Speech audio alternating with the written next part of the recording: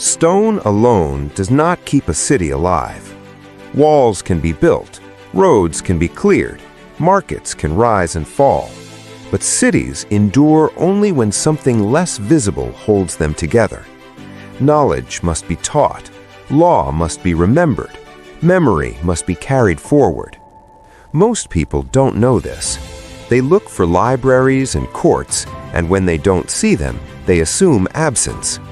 But across Africa, societies governed themselves through systems stored in people, not paper. History lived in voices. Law lived in custom. Education lived in apprenticeship. Memory did the work of bureaucracy. This is the part of the story that rarely gets explained, because it doesn't leave monuments as obvious as stone. In this episode, we shift our focus away from walls and buildings toward minds, voices, and relationships. Because before disruption, Africa was held together not only by what people built, but by what they knew, remembered, and passed on deliberately across generations. In the Sahel, written knowledge formed one of the most significant intellectual traditions in pre-colonial Africa. The city of Timbuktu is the best-known example, but it was part of a wider network of scholarship that stretched across Mali, Mauritania, Niger, and northern Nigeria. Here, thousands of manuscripts recorded subjects ranging from astronomy and mathematics to law, commerce, theology, and ethics. These texts were not decorative. They were used, debated, copied, and carried across trade routes by scholars who saw learning as a lifelong responsibility. Families often became custodians of knowledge. Private libraries held collections built over centuries, with each generation adding commentaries, letters, and treatises. The survival of these manuscripts was intentional, protected from conflict, weather, and time through careful storage and organized copying. Teaching followed a disciplined model. Students memorized foundational texts, observed their teachers, and engaged in discussion long before writing their own interpretations. Scholarship involved observation, reasoning, and comparison, linking local understanding to broader intellectual traditions circulating across North Africa and the Middle East. This was not an isolated world. Scholars traveled between cities, carrying ideas the same way merchants carried goods. Debates over law, trade, and morality shaped public life, guiding decisions in courts, councils, and marketplaces.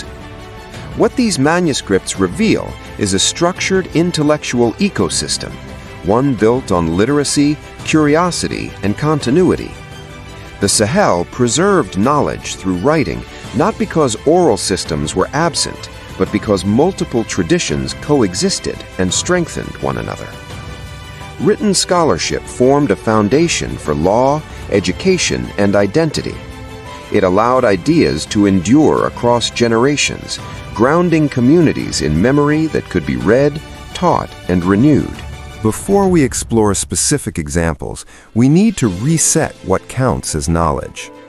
In many parts of the modern world, knowledge is measured by what is written down, books, records, archives, and formal institutions. But that standard does not define every society, nor does it measure the depth of what people understood. Not all knowledge is written. Not all law requires courts.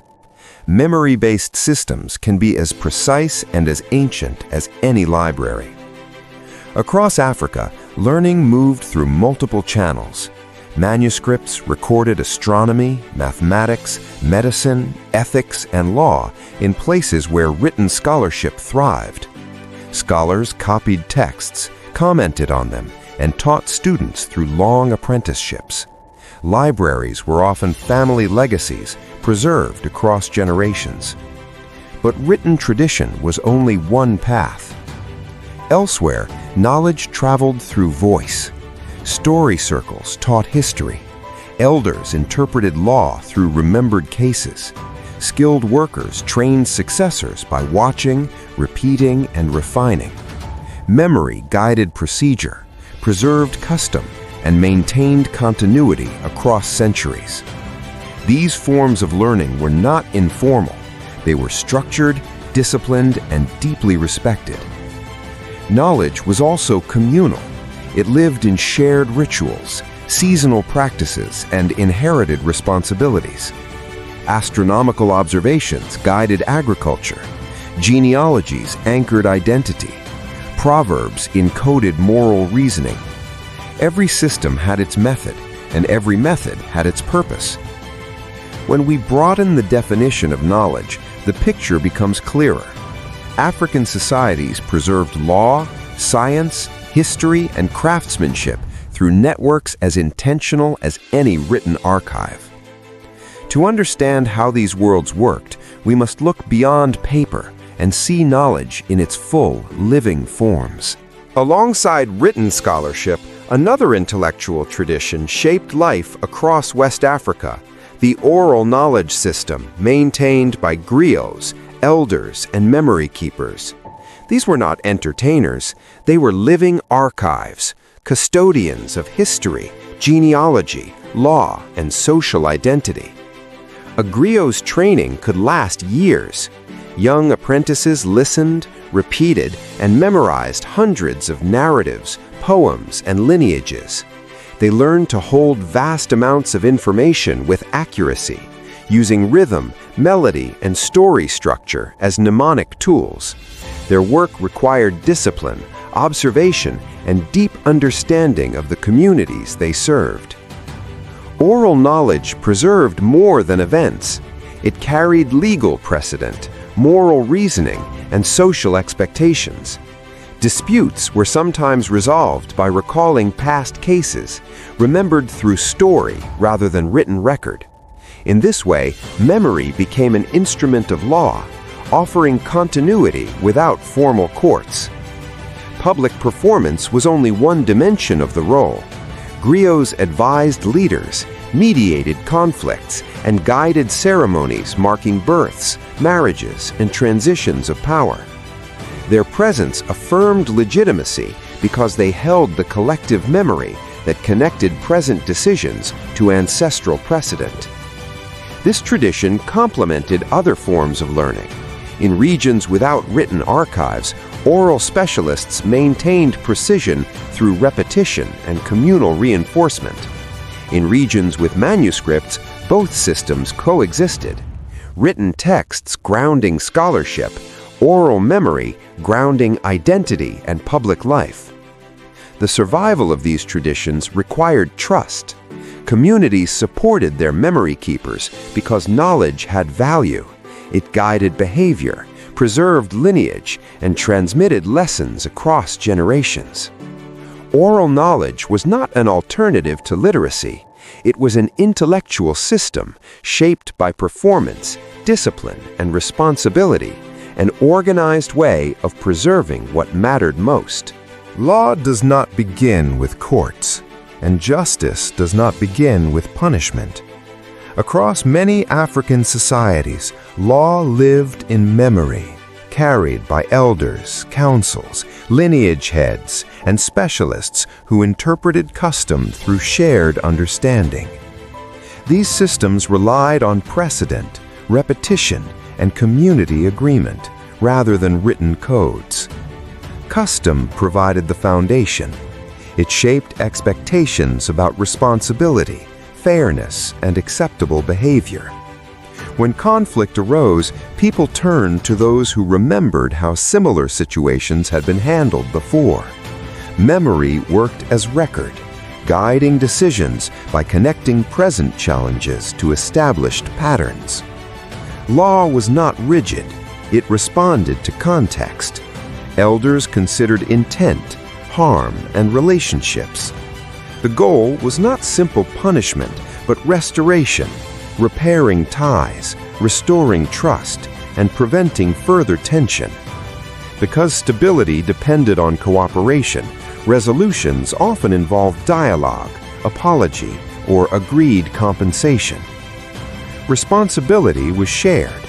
Families, lineages, and age groups played roles in addressing issues. Community pressure reinforced norms, limiting the need for enforcement. Order came from understanding, not fear. These systems required discipline. Memory keepers trained for years, observing cases, listening to stories, and learning the nuances of custom. Their authority came from experience and trust, not coercion. Law as memory worked because communities valued continuity. People believed that the past held lessons for the present, and those lessons ensured fairness across generations. This approach to law did not prevent disagreement, but it created structured ways to resolve it, ways understood by everyone involved. Through memory, custom became a living guide, shaping daily life with consistency and purpose. Knowledge does not survive by accident. It survives when people decide it should.